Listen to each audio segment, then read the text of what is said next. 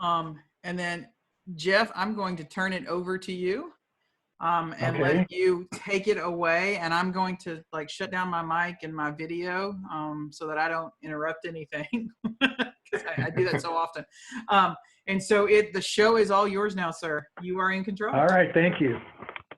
So hello everyone, and thanks for being here today. Hopefully everyone is safe at home with their families and navigating their way through this crisis.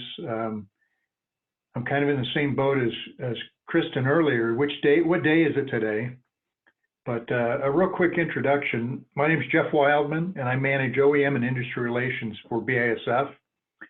Been in the industry about 29 years, working at all levels through distribution, at the shop level, business development, and now with the OEMs and in the industry. So what I want to talk about today is really kind of getting into what's happening and why the OEMs have gotten involved and that direction that they're heading and what it means to you at the shop level, and really get an understanding of what we can do there. But before we get into that, I want to bring up a couple of different things. We're all going through this whole COVID-19 crisis right now together. And one of the things, not only do I work with the OEMs, but I also get involved with the industry. And I'm on the board of trustees for the Collision Industry Foundation. And if you're not familiar with that, it's a charitable organization that provides emergency relief for collision repair professionals through natural disasters or catastrophic events. And right now we've introduced our COVID-19 fund. So anybody that's out there in the collision industry that's struggling due to COVID-19, go to the website, collisionindustryfoundation.org. You can request assistance, and it's for anybody involved in the collision industry. And for those of you out there that would like to donate to help support this fund, please feel free, and also go to that same website. We started with $100,000. We're at about $240 right now. But like I say, we're out there, we're trying to support the industry and support those that really need the help today. So if you're one of those people or know anybody, please share this information with them. And as we look at this, before we really get into what's happening in the industry today, let's talk about what's happening today. You know, are you going to come out of this stronger or weaker after we talk about COVID-19? And businesses today are really struggling just to understand where this is going to end up, how they're going to come out of it. They're looking at finances, they're looking about employees. What do we do? How do we keep our employees? How do we keep our technicians? How do we take care of these people? And that's really taken a lot of your time today, and I understand that.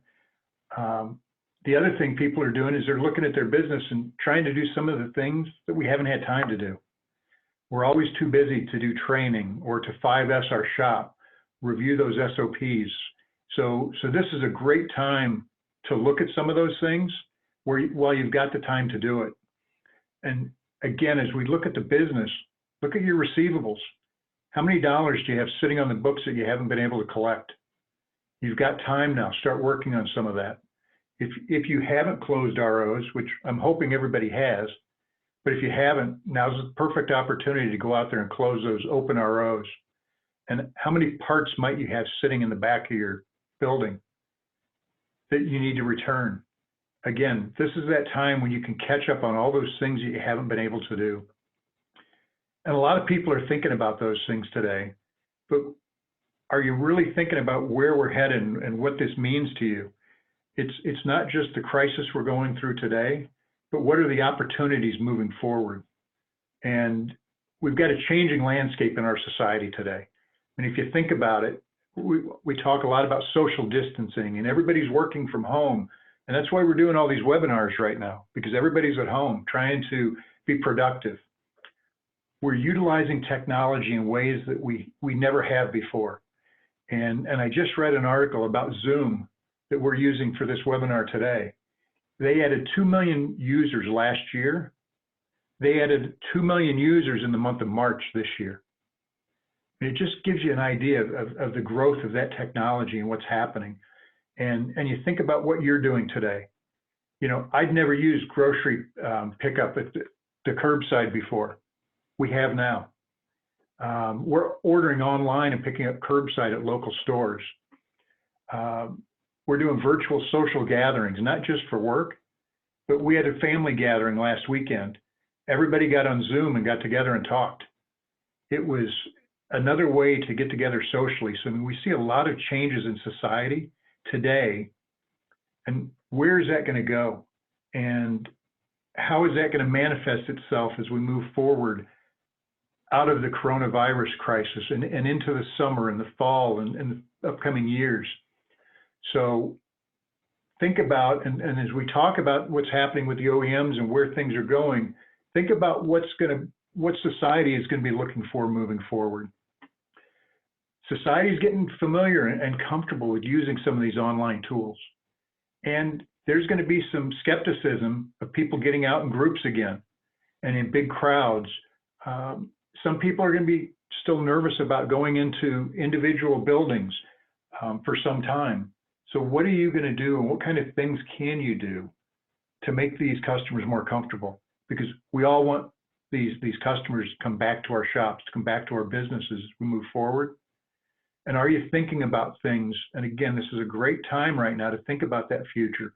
What technology is out there for online scheduling or virtual estimates, or what can you do for hands-free drop-offs or virtual drop-offs? And I'm going to tell you the other thing is talk to your vendors and look around at the suppliers and partners you have. A lot of them are offering a lot of these tools right now for no charge during this crisis. It's a great opportunity for you to play with them a little bit, get a feel for it, find out how you could integrate that into your business, and think about how you might be able to integrate that moving forward. So as we continue talking today, I realize the whole COVID-19 umbrella is really going to factor in and keep in your thoughts about what we're doing. But think about how we can move forward. Society has really changed here, and we're going to have to adapt. And technology is going to be a piece of that. And you need to think about that as we move forward, how you're going to handle that, how we're going to embrace that.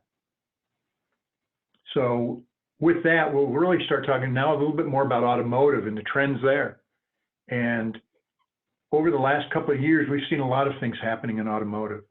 And it starts out with some of the partnerships we've seen. BMW and Volkswagen are both working with Amazon and Microsoft. Of course, FCA and PSA have merged. Toyota's investing in Uber. One of the ones that really kind of blew me away living here in Detroit, Ford, that's known for trucks, has invested $500 million in a truck company, in Rivian, which makes electric trucks.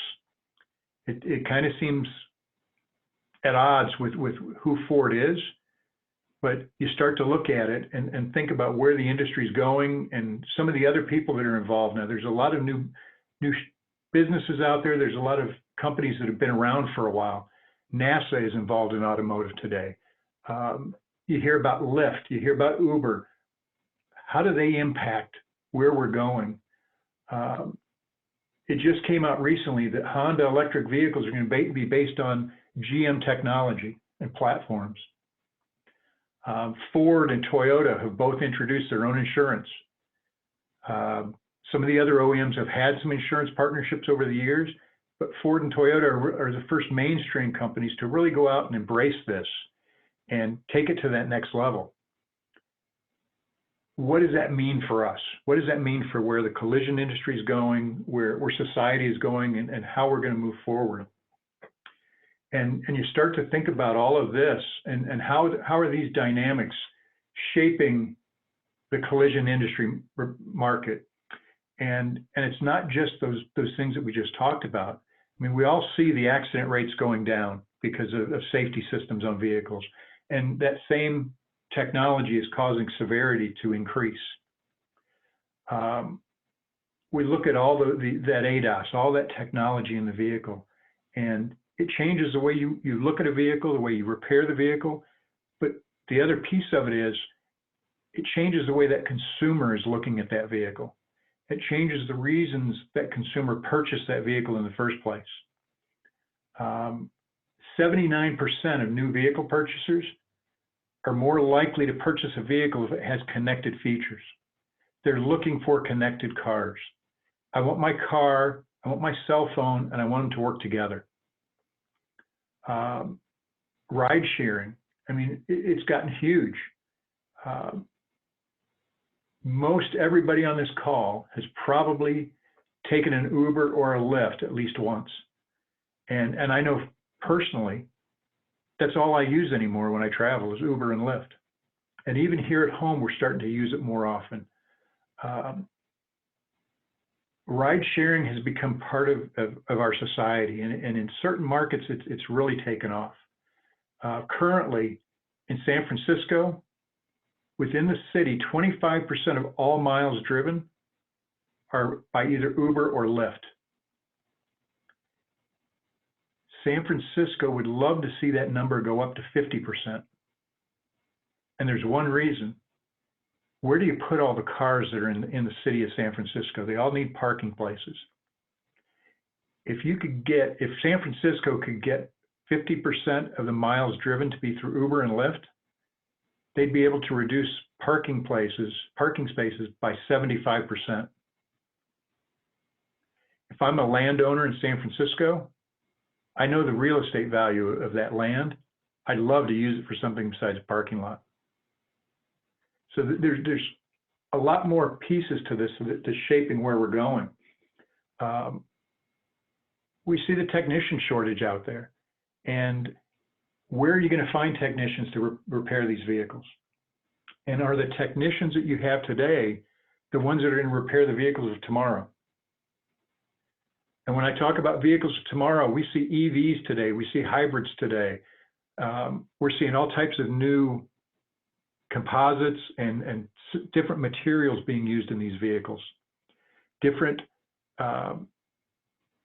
ways of putting these cars together and lightweighting. So are the same technicians that you've used for years comfortable working on some of the new materials out there? Are they comfortable working with the electronics in some of these vehicles?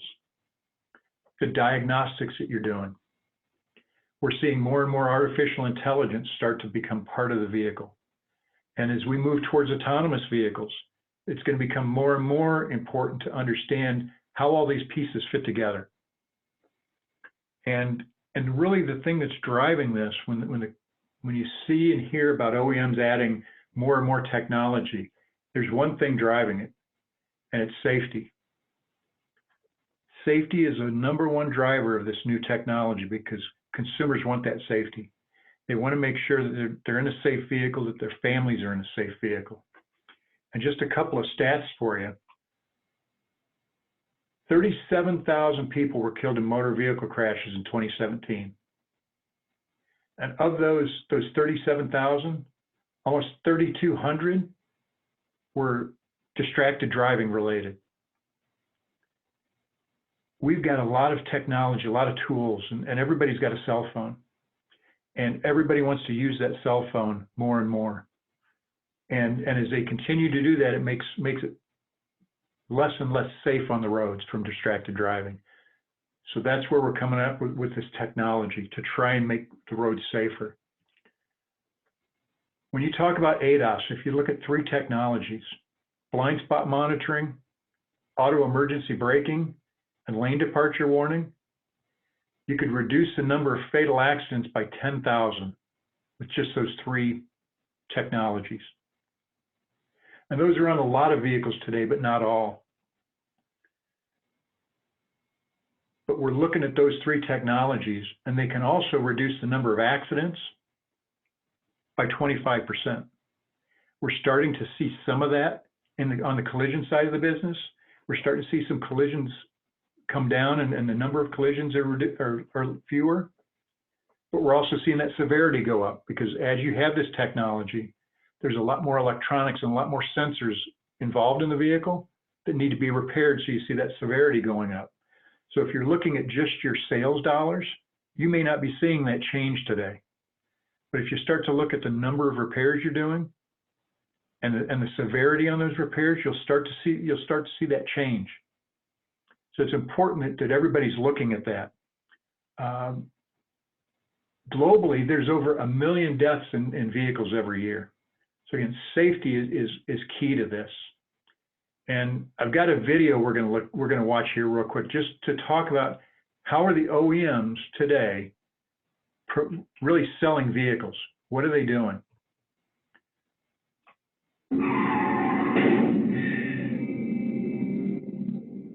What if this didn't have to happen? I didn't see it. What if we could go back? What if our car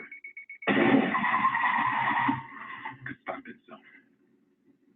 In IIHS front-end crash prevention testing, nobody beats the Subaru Impreza. Not Toyota, not Honda, not Ford. The all-new Subaru Impreza. More than a car, it's a Subaru.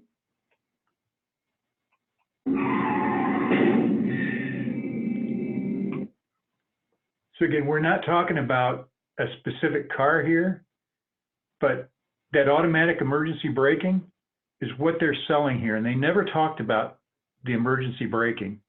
The OEMs are talking about safety. How do we keep you safe? And that auto emergency braking is going to be standard on all vehicles in 2022. So in 2 years, that will be standard. Again, IIHS estimates this is going to prevent 28,000 crashes and 12,000 injuries.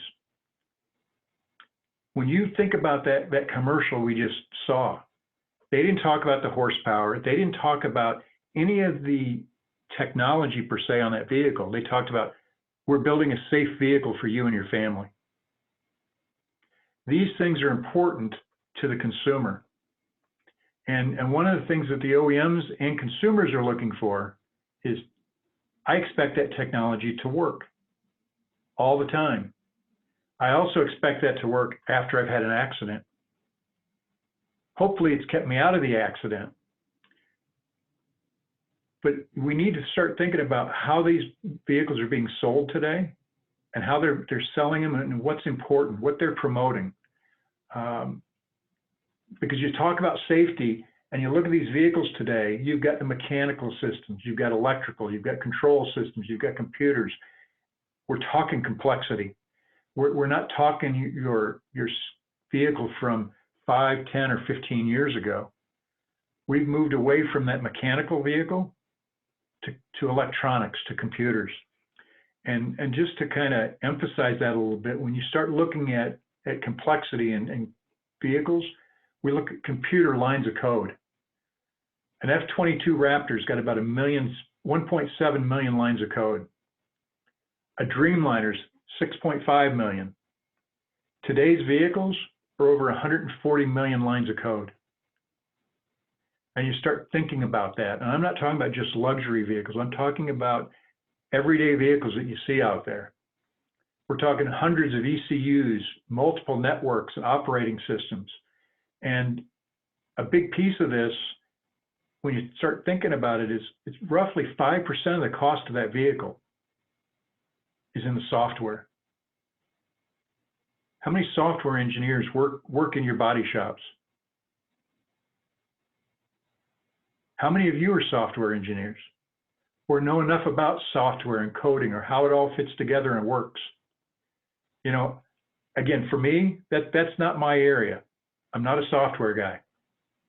And I think there's a lot of people out there like that, but we need to start thinking about that because that's where these vehicles are going. And the other thing you've got to keep in mind is it's not just the software piece, but we're changing the materials that vehicles are made out of. Since 2013, autos have lost almost 155 pounds of mild steel. It's being replaced with high-strength steel, ultra-high-strength steel, aluminum, carbon fiber, and other composite materials. How do you work with those? How do you bond those materials? What's the right technology for those materials to bond them together? How do they fit together? How do they work together? It's important that you understand that. And we're really, with this, what we're really saying is we're starting to deal with the computer network on wheels. So cars today have become that computer network on wheels. And as you start thinking about repairing that, think about repairing your computer. Again, those of you that own businesses, or even if you have a computer at home, how many of you do your own computer repairs versus calling in an expert? When we're talking about cars, you are the experts. So let's talk about the OEMs a little bit. And after an accident, what kind of things do they know? One of the things they know is that 60% of the people that are in an accident are going to trade that vehicle within 12 months. They also know that 63% of those people are going to switch brands. And there's a lot of reasons that they switch brands. Some of it is the experience they had at the collision. Some of it is, you know what, I bought a vehicle with all this technology and I still got in an accident. Where I have all this technology, will it work right in the future? The other thing is, maybe it's I'm just not comfortable with this anymore. But they know that the number one influence on brand loyalty for an OEM is that collision repair. More so than anything else, if someone's been in a collision, that will influence more than any other factor what their next vehicle is going to be. Which really is the number one thing driving behind why OEMs really want to get involved in collision repair. Because you as collision repair professionals are directly impacting their ability to stay in business and grow. Because it's the number one influence on that brand loyalty. The other thing that they've come out with, and they know, is the Automobile Alliance Manufacturers Association came out with a statement, and there's two real key pieces to this statement. There was a time when basic understanding of auto body repair would allow a repairer to fix 9 out of 10 vehicles that came into his shop, but that time has passed. And again, if you stop and think, the vehicles you were fixing 5, 10, 15 years ago, you could fix just about any of those vehicles and they were pretty much identical. They were very, very similar. The other piece of this statement that's really important is the only way to repair today's vehicle is by following the OEM recommended repair procedures on every repair. And the thing there is, I know a lot of you out there are following repair procedures, but think about it. How many of you are following them on every repair? And there's a lot of reasons for that, and we'll talk a little bit more about that, but you really need to look this up on every repair, because you think about the technology in these vehicles and the way they're changing. How can you ensure that you're repairing that vehicle properly? Every vehicle from each manufacturer is different, but even within a specific manufacturer, from model to model they vary, and you may see from model year to model year big variances. Changes in the construction, changes in the materials used, changes in the technology that's available on those vehicles. So the OEMs have really started to respond to this. And they've gone out and they've done some things. They realize that consumers have a choice, and they've done surveys. Ford did a survey and found that 52% of the population would rather go to a collision center that's certified by the vehicle manufacturer. Honda's doing the same thing. They're talking about not all shops being equal, talking about the differences in shops, talking about why do you want to buy a Honda and how to maintain that Honda. Every one of these OEMs that you see here has come out with their own collision repair network, and they've all got requirements and so forth to be on those networks. But what's the real driving force behind it? It goes back to the statement I read on the last slide. It's safe, proper repairs to drive brand loyalty and customer retention. So every one of these programs has a couple of things in common. They have repair procedures, they have tool and equipment requirements, they have knowledge requirements, and there are processes for properly repairing these vehicles. And those are the pieces that regardless of how the program looks or the differences in the programs, these four things are the same with every one of these programs. If you're looking at these programs to become your new DRP and drive vehicles to your door, that's not what they're designed to do. These programs are designed to get the vehicle repaired properly, get a safe vehicle back on the road. So again, if that vehicle we saw in the commercial with the automatic braking was in an accident, the next time it's on the road, that automatic braking works just the same way that it worked when it came out of the factory. That's a real critical piece to this, is how do we ensure that these vehicles are repaired properly? And that's what's driving the OEMs getting involved here. So you start to look at the programs, and they're all talking about repair procedures, and there's a number of places to find repair procedures. You can go to the OEM One Stop, which is an OEM site, and it links you back to the individual OEMs. You've got AllData and iCar that both have repair procedure information out there. Mitchell, CCC, and Auto Explorer all have repair procedures tied to their estimating systems. The key is, are you looking at these repair procedures? Are you printing them up every time? Are you looking at them for every repair? And having the repair procedures isn't enough, because just because I can read it doesn't mean I know how to do that, or I have the right tools or equipment. So it's also important that you start looking at training. And some of the OEMs have vehicle-specific training that they conduct. You have to go to that OEM to take that training. Others have used different types of industry training. They'll use iCar, they use AMI, ASE, and a lot of vendors supply training through iCar Alliance program. There's great training that goes on at the SEMA and at the Northeast Trade Show and other shows that are occurring around the country. But the key is, are you doing this training? Who in your shop is doing the training? And again, we all know that there have been times where I don't want to lose a trained tech, so I'm going to go do the training. I don't do any of the repairs, but I'm going to do the training.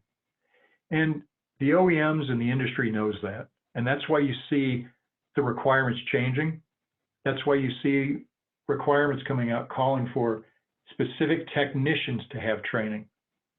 There's also training for office personnel, for managers, and these programs are evolving. The training programs, the OEM programs, and the insurance companies are also coming out with different programs and emphasizing training, because they all know that you can't repair these vehicles the way you did 5 or 10 years ago. So it's really important to do this training. And as I mentioned earlier, this is a great time right now while we're working at home and business is down, to do some of that online training. You really need to understand how we move forward and what's expected and what it's going to take. Because the other piece of this is 60% of collision repair, if it's not today, will soon be electronics.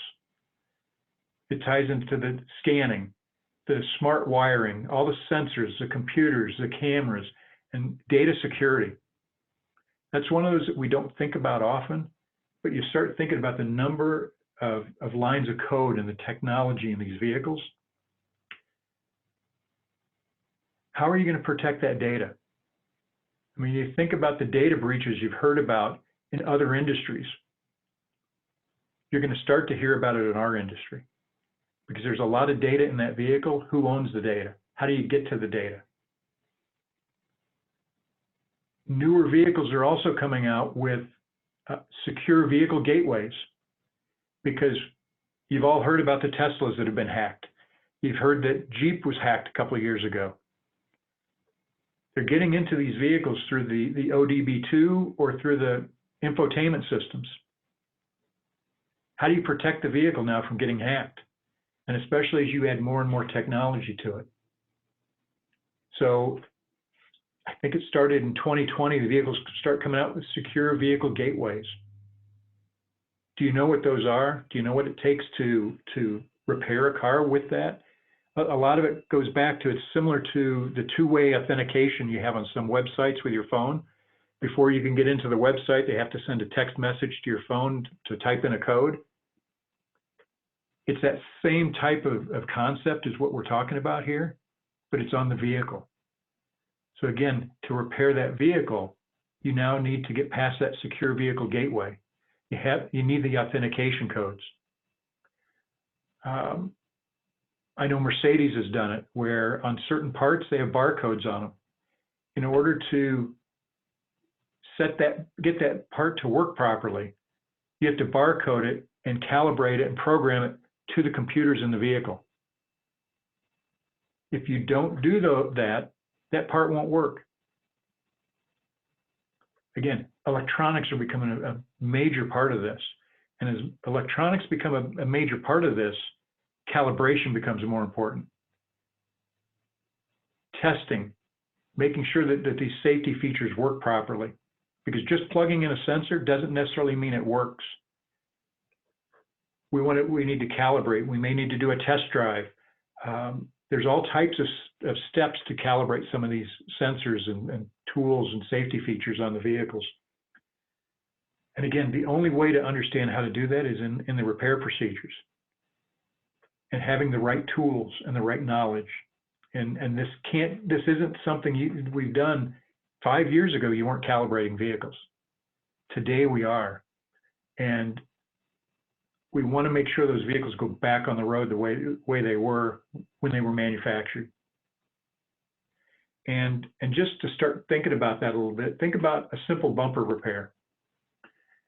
You know, if you look at the repair procedure, and this is a Toyota here, it says don't repair blend over radar field view on rear bumper covers.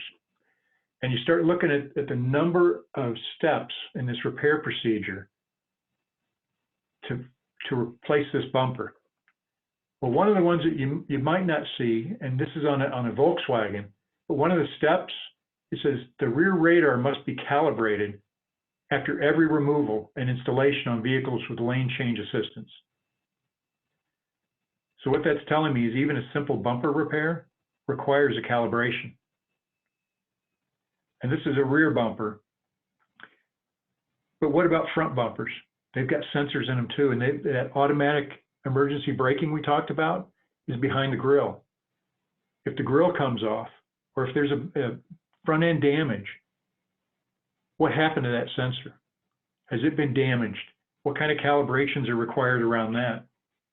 And one of the things that we looked up as we went through some repair procedures is approximately 80% of the alignments that are done on today's vehicles require some type of an ADAS calibration.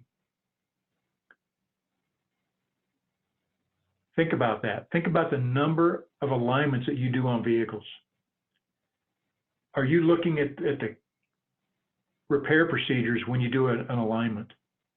Are you or whoever you're outsourcing to for these alignments, are they doing these calibrations after an alignment is done? It could be on lane change. It could be on the emergency braking. It could be on some of the cameras behind the mirrors. There are a number of different systems that rely on that, on how the vehicle is tracking. So that's why it's become so important, and that's why the OEMs have gotten so much more involved in collision repair, because they know the number of alignments that are done, and they also know that most of those alignments that are done are not having any ADAS calibrations done afterwards.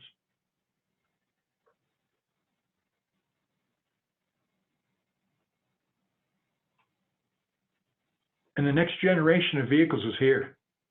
You start looking at telematics and what it can do and what it's doing today. We're using just the tip of the iceberg with telematics today, but we're looking at data, and we're looking at compliance. We're looking at vehicle-to-vehicle connectivity. We're looking at vehicle-to-infrastructure connectivity. We're looking at safety. I mean, that's really where everybody thinks about telematics today, is on the safety side and our first notice of loss. But what about tying it to productivity? The new GM platform that's being introduced this year with the Cadillac CT5,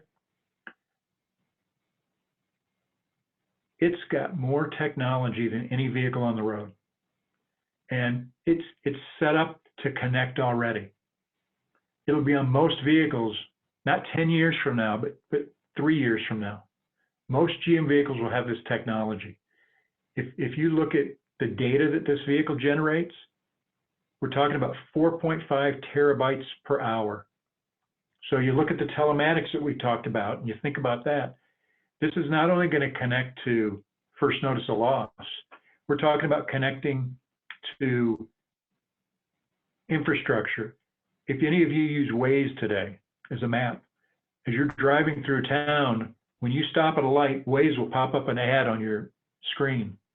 It'll tell you there's a coffee shop on the corner, there's a drugstore on the corner. It'll give you ideas of what businesses might be around if you need to stop there. A lot of you use Amazon Alexa or Siri from Apple or Google Assistant. The new GM vehicles will all have Amazon Alexa in them. You think about the things you use Alexa for shopping lists, reminders for errands that you need to run. This is all going to be tied to your vehicle now, but it's all part of tying your smartphone into that vehicle. So with the data that this car and the systems this car has, it'll be able to tell you, hey, don't forget you need to stop and pick up milk tonight. We want me to route you that way? It will give you reminders of errands you need to run. It will give you reminders on shopping that you need to do. You'll be able to shop while you drive because it'll have the voice assistant. You'll have all over-the-air updates of not only the software in your infotainment system, you can update your car just like you do with Tesla today, over the air. You'll be able to add new features to a vehicle. You'll be able to update safety features and update different functions on the car. Today's vehicles are about 1 terabyte of data. So we're going to be almost 5 times that amount. You'll be able to start utilizing geofencing more. And again, your vehicle will understand that. It will give you ads based on geofencing right there in your car, tied to your shopping preferences and the other preferences you have set up. So that's where we start talking about data and data security. If these vehicles are in your shop, what's happening with that? How much data is going through that vehicle? Because this vehicle is not set to just pull data when it's operating. It's a 24/7 data machine. It's a computer on wheels. So these are the things we need to start thinking about. So again, what are some of the things you could start doing today? You know, and one of the first things is hopefully, I haven't said this too much, but you need to follow those OEM repair procedures on every repair. Pull the repair procedures, make sure you're using those as you write up the estimate, that you're using blueprinting and repair plans for every RO, and that you're following that repair plan. The repair procedures should really guide that repair plan, but you need to have a good documented repair plan so that your technicians can follow that and repair these vehicles properly. We need to focus on the customer. The most important thing we need to do today is focus on that customer. And I know one of the things that comes up when we talk about repair procedures is, will I get paid for that? How do I get paid for that? How do I get paid for the scan? How do I get paid for all these different things? Your primary focus needs to be repairing that vehicle properly, because the thing you have to remember is you're liable for that vehicle when you repair it. Even the parts that you've outsourced, you are still liable for that. Are you following up with the people you're outsourcing to make sure that they're repairing the vehicle properly? Are they doing the things they need to do to make sure that vehicle's repaired properly? Are they documenting it and providing you with that documentation? This is a really important piece right here, is we need to understand what we're doing and who we're trying to, what our real goal is here. It's properly repairing that vehicle. working with the OEMs and the insurance companies and the customers, there's a lot of people impacting your business and a lot of influences there. So it's really important to also have a good, solid business plan. What is your business plan? And when was the last time you looked at it? Our industry has changed. The automotive industry has changed. Your business plan needs to evolve with that. So again, I highly recommend that everybody review your business plan. Where are you today? Where are you going? And how are you going to get there? Can you continue doing everything you've done, or do you need to modify it somewhat? As we move into the future, you also need to look at your dealer relationships. And yes, I know everybody buys parts from the dealer. We've got a relationship with the dealer we buy parts from. But is that the extent of my relationship, or does it go deeper than that? Because again, I mentioned earlier, the biggest impact on brand loyalty is collision repair. As a dealer, I live on brand loyalty. I need my customers coming back to me. It's really important to have those solid relationships, not just with the parts department, but with the entire dealership. You want them to recommend your collision center. We saw that customers, vehicle owners, prefer to have a collision center that is certified or recommended by the OEM. Well, their access to an OEM is at the dealer. What body shop, what collision center is a dealer going to recommend? And do I have that relationship to ensure that they recommend my shop? Is that dealer comfortable with my shop? Do they have confidence that I'm repairing the vehicle right? Do they have confidence that if a customer says they want to buy a new vehicle, that I'm going to send them to that dealer? If I drive a Toyota and I tell the body shop, yeah, we're going to get a new vehicle after this, here's the Toyota dealership we work with, let me call and set up an appointment for you. Let's work together both ways. It's really important to have that dealer relationship for more than just parts. And the other thing is, as we move forward, you can't do this alone. You've got to create a network of resources. You have to be able to have somebody that you can rely on. And there are performance groups out there and 20 groups out there. There's local, state, national associations out there. There's tons of industry meetings and webinars like this. Your vendors and your suppliers provide a lot of information. But the thing is, you can't do it alone.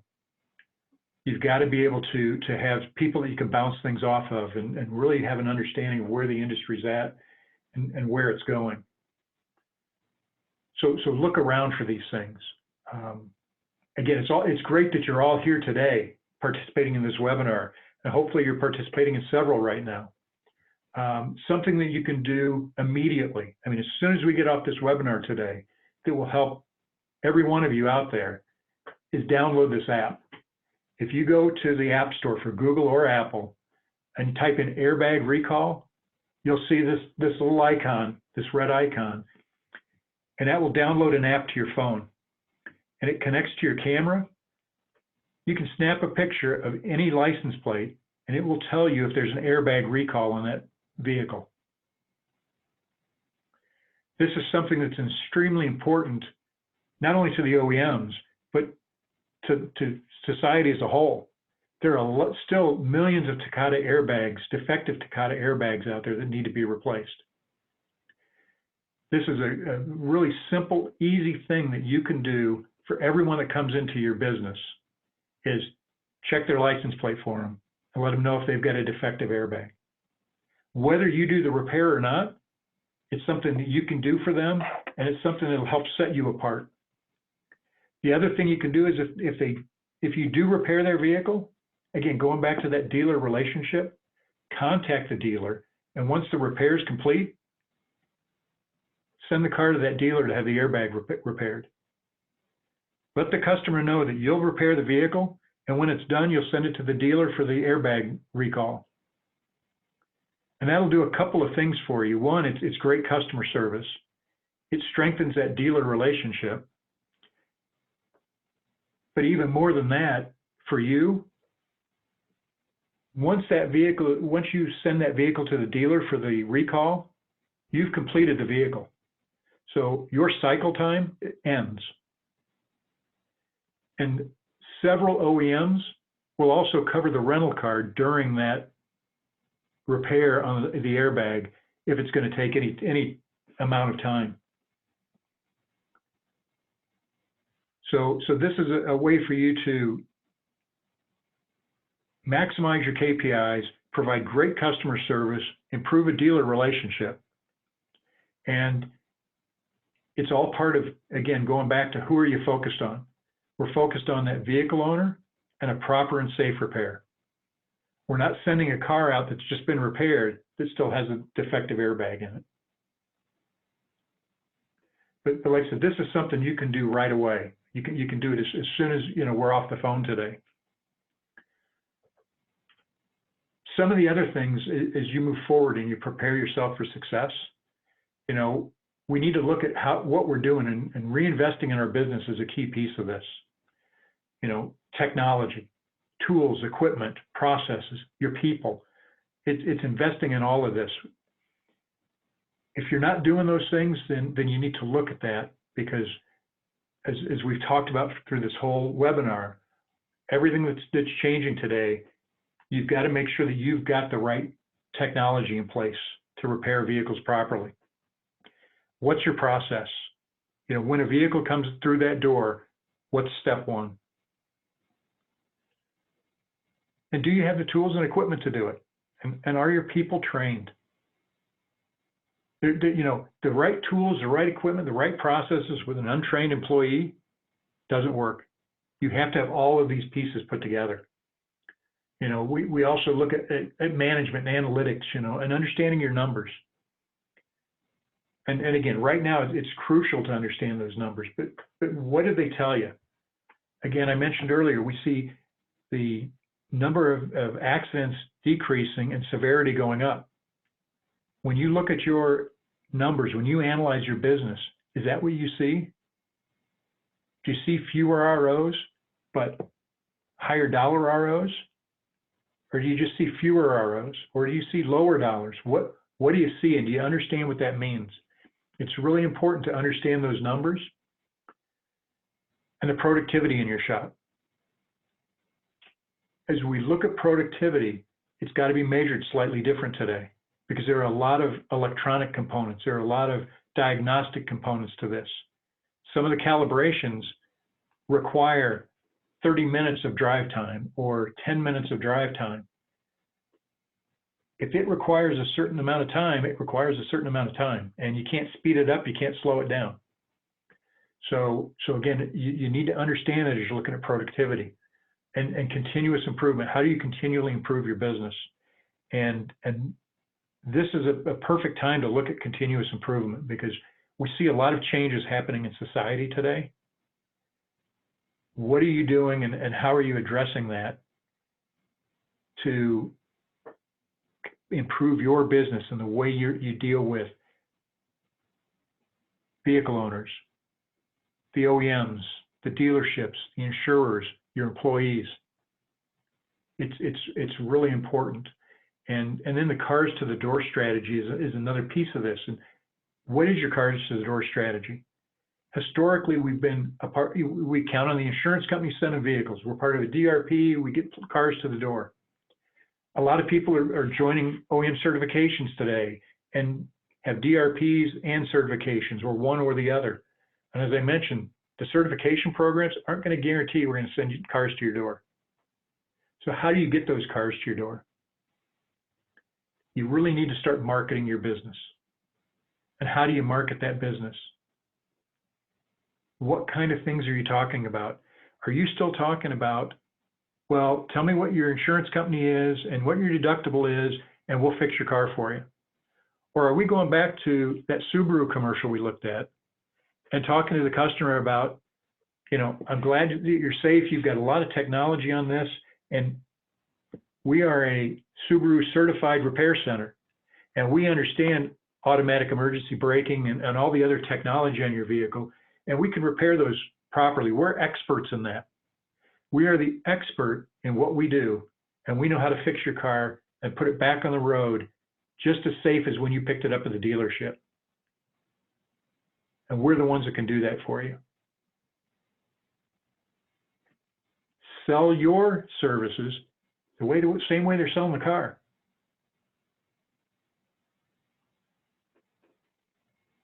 It's a different way of looking at things. We need to have that repair strategy, and everybody in your shop needs to follow that repair strategy. Again, we talked about it. Years ago, you could repair 9 out of 10 cars. Most shops could do it. Today, you can't do that. Without the repair procedures, you cannot repair a vehicle properly. There's a lot of training out there. Training is so important to what you're doing. You need to think about all these things, but these all drive back to what's your business strategy? What are those solutions that you've got in place? And how do you focus, and how do you've got to get a return on investment here. So how do you do that and maintain that customer focus? Can you continue repairing every vehicle the way you have been, or do you have to change things somewhat? And again, you don't have to do this alone. There's a lot of opportunity out there, and webinars like this and industry organizations are out there to support you, but you've also all worked with different vendors and suppliers, and almost all of them have access to or programs or tools that can help with some of this too. So utilize those resources that you have. Don't try and reinvent the wheel by yourself. And that's really what's driving what's happening in our industry today, and why the OEMs have gotten more and more involved. And these are the kind of things that you need to be thinking about as you move forward. Because the one thing I will tell you, and this is the secret of change, is focusing your energy on not fighting the old, but building on the new. And that's really what we've been talking about today, is the new. So yes, there's a lot of things we've done in the past, but how do we start to focus on where things are headed and how we can be part of that versus thinking just about the way things used to be.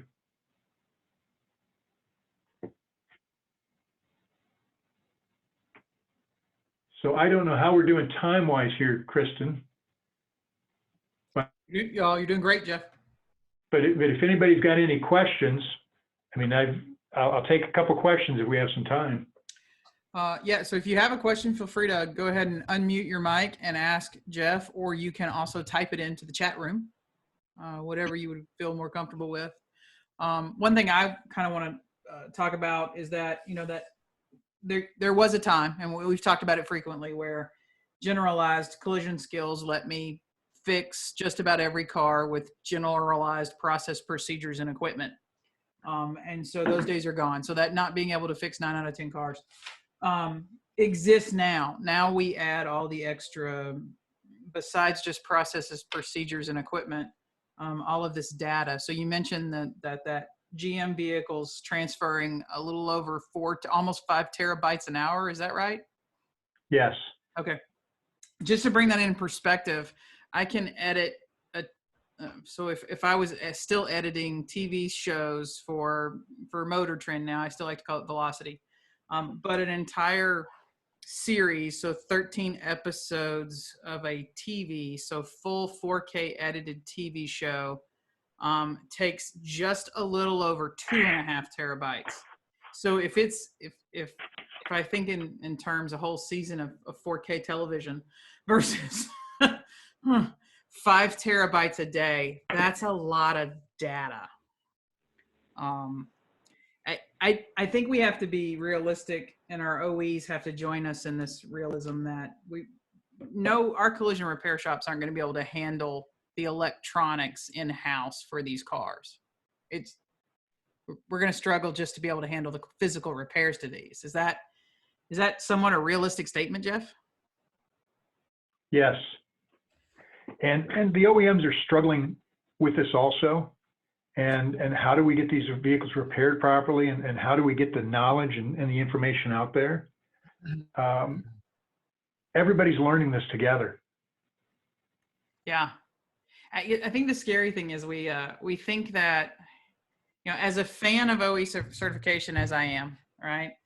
I think there's a misperception in the industry that you only have to follow the OE requirements for tooling and equipment if you are OE certified. And the misnomer there is that the reason the OE certification programs have the tooling and equipment requirements is because that is the minimum standard to touch the car. So if you must have this welder to be on Honda's program, you must also then have that welder to fix a Honda, period. And we're missing a lot of that. I think we bring in a car and we read the procedures, but then we just go grab any old welder that we have in our shop and we think we're compliant. So I think I see the OE struggling with that as they struggle with brand loyalty. Is you know, do we get to a point where we have to lock down parts and make more restrict parts across more brands to ensure more adherence to procedures? And that's very expensive for OEs to restrict parts. Have you had any conversation, Jeff, with the OEs around parts restrictions and their consideration of that? I know you Yes. deal with them all the time. Yeah, I've had several discussions with them. And as you said, it's very difficult to restrict parts, and it's very expensive for an OEM to do it. And most of your mainstream OEMs have pretty much said, we will not restrict parts. We just can't. Yeah. We would have too many vehicles lined up waiting for parts and too many unhappy customers out there. So it's a struggle, you know, between how do we ensure the vehicle is repaired properly and how do we keep our customers happy. I think you're going to see more and more changes to that. And I think on specific vehicles, you may see certain parts restricted. But right now, it's a huge struggle and a huge cost for the OEM when they talk about restricting parts. Yeah, because I mean, I think it's one of the things that haunts us is I'm a shop that, I mean, if we talk about your cars to the door strategy, for a lot of shops, it's a conundrum, right? We traditionally have done that through the DRP, but then the DRP really doesn't allow us to adhere to the repair standards. And so if we try to have both OE certification plus DRP, sometimes we're asked, you know, to make a King Solomon decision on how, you know, do I repair the vehicle correctly and not charge for things? And so that's that causes shops a lot of rift. But then, you know, the other side of that coin is I invest in OE certification, I invest in training, I invest in all the equipment, and I make the promise to fix cars right, and that's not cheap. But then I'm dealing with a competitor down the road who has not made that investment in the tooling and technology and OE certification, and they're allowed to buy the same parts for the car I am, and then they're allowed to not follow those rules and fix the car for less. And you know, it's often very difficult to convince a customer that, you know, paying me $5,000 more to fix your car is a good idea. And so that's been a drain on shops looking at OE certification as well.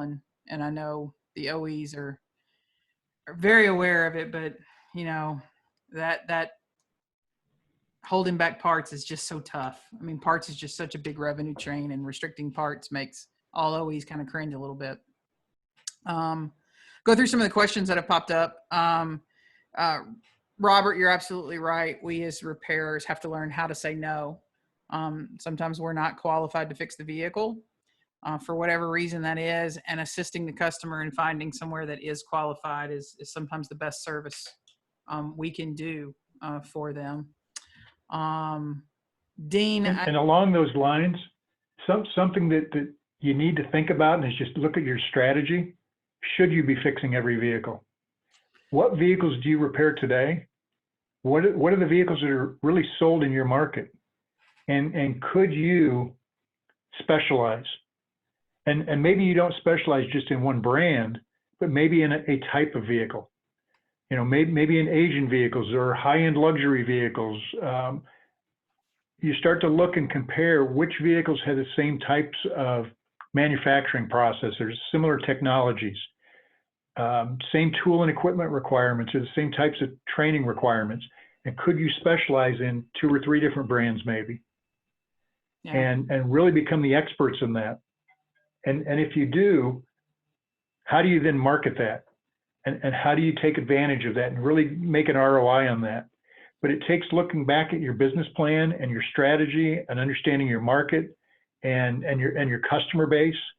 But I know some different collision centers that have done that and they've been very successful with it. I know others that have struggled with it, but it really comes down to the analytics and understanding your market and understanding your business and having a good solid business plan around it. Yeah, there's definitely a lot to consider there. Dean, the question about, what if we made a really powerful 30-second TV commercial? The making the commercial, so we've explored this through, NABC's explored this. Lots of different associations have explored that. Can we market to the consumer about quality, safe repairs, et cetera? Here's the thing: the commercial making, not so expensive. The ad buy, to buy national space to run an ad, that would make a difference, because again, we're going to have to compete on the scale of what you see purchasing done. That's tens to 20 millions worth. That's a lot of money to buy the ad space. Making the commercial, fairly easy to do, and lots of people have volunteered. You could do that. I mean, I'd run a lot of ads locally. I mean, we spend a couple grand a month on local ads, and I'm just trying to educate my local market on what's, if everybody's doing their own little local market, I mean, it would be up to the shop to get it out there, but trying to get that powerful ad, I mean, me and Tom talk about that all the time.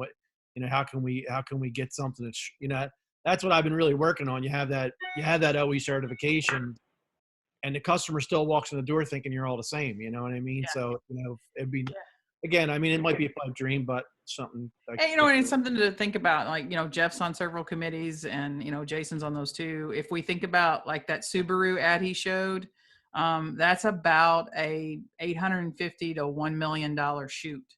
And if, of course, we don't need to have necessarily that high of a level of quality, but yeah, maybe something to think about. Finally, having people make it, not the distribution. We don't need distribution. We just want you to make it, and we'll let the shops distribute it kind of on their own. So let me go through here some more keep popping in here, Jason. A lot of stuff around recommended. Yeah. That's been a huge pet peeve of mine. I mean, the word recommended, if I go back in my former life, started pulling out the word recommended from a lot of publications and things that I wrote. It's talking about following repair procedures. There's service specifications. It's if you throw out of the, and I understand it still can be a challenge, but if you focus on repair procedures themselves versus word recommended, I think there's an opportunity for a little bit more success there. And I'll go back just real briefly. Maybe you're going through the question here. I talked, Justin and Jeff both mentioned, being able to repair 9 out of 10 vehicles historically, and how much that's changed especially more as we see makers, even with particular part installation, that may be several different applications. I think a lot of vehicles where there may be 3, 4, 5, 6, 7 amperage requests per spot weld given part in the place, and then Chris had bolt or the crews that we were looking one time that had required spot plug weld, adhesive bond, and 5 different repair processes in one installation. And so that the real body there, just working on a vehicle that hasn't that much. I mean, it's absurd, but it's within a vehicle lineup, any particular vehicle, and even with a particular part, we need to see exactly what has to be done to repair properly. And I did our technician earlier this week talking about some presentations, great design and science that need to develop vehicles and the servicing department to repair these vehicles, and trying to get us the point that they're actually stuff up. There's a lot of research that goes into each and every vehicle design, and every build, repair procedure, and so it's important that we're following the repair procedures themselves, getting away from the word "and," I guess we'll come back full on that. But it's important that we're following because they are certifications, and without following those certifications, our potential is back in harm and not okay. Yeah. So, yeah. So for the thing about recommended, we've sat down with some attorneys that have been attorneys for the OEs in the past, and if I tell you to put 10W30 in your engine is recommended and you don't, well then obviously I'm not gonna follow through on the warranty. There's some legal reasons why the OEs have to use recommended, not required, that go way deep. The important thing on that is just explaining, I usually just leave it at the foot of the customer. I go, well, they took the time to recommend this. It's pretty important.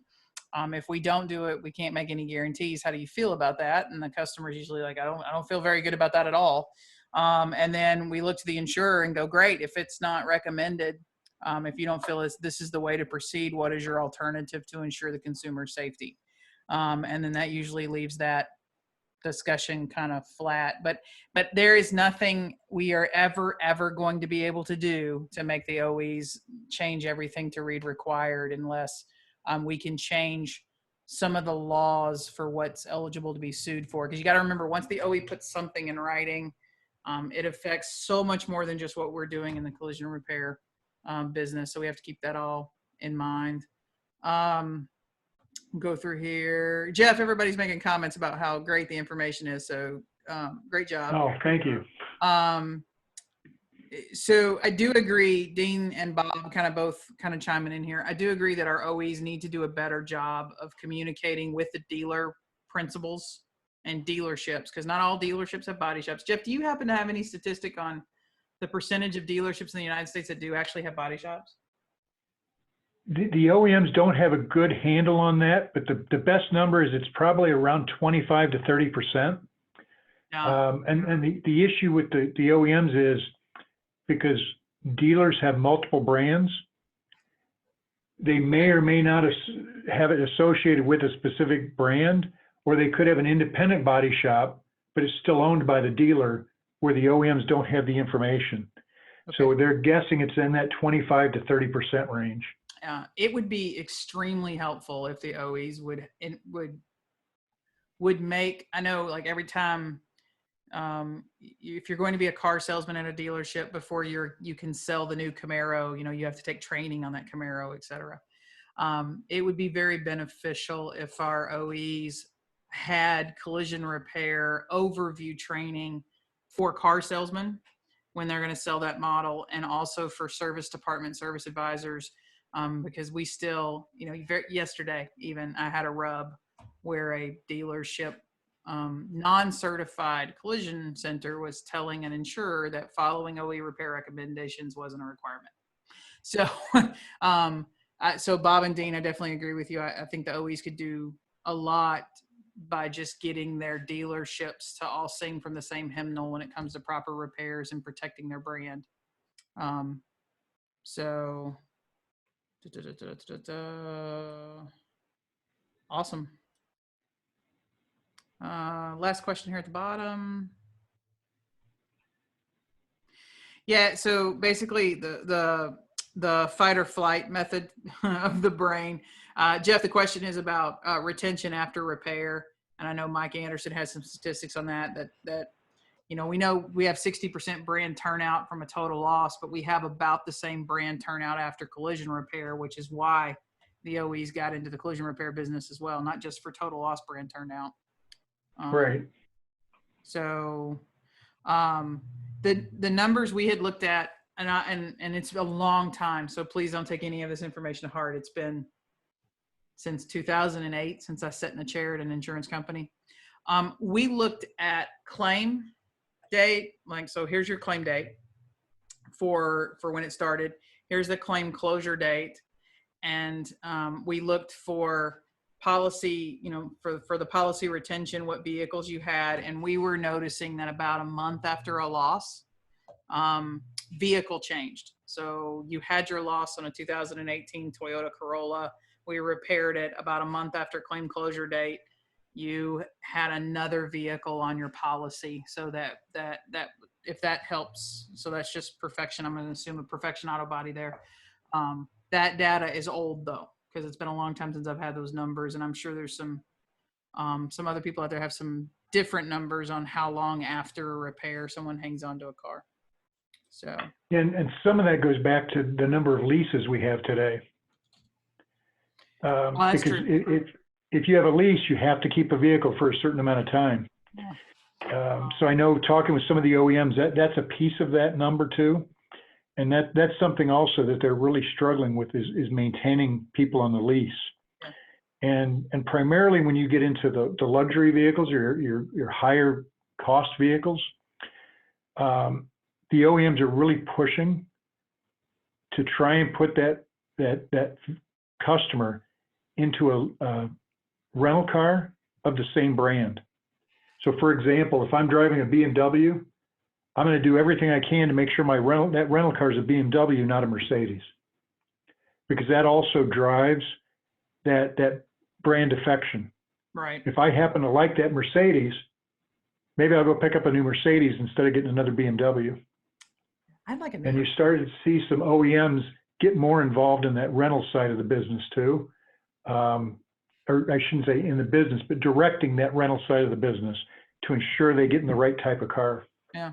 Jeff, since I'm going to hit you with a curveball, but since we're kind of somewhat related to it, what's your thoughts on the OEs going to these, I don't even know what to call them, but you basically make a monthly payment and then you can just change out the vehicle anytime you want it. So Nissan was test piloting it in Houston, et cetera.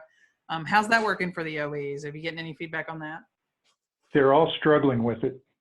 They really feel that has a future to it, but today they're really struggling with it. And a part of it is because you can switch from one vehicle to another anytime you want, but that means your payment includes all the maintenance, all the insurance, everything else associated with that vehicle.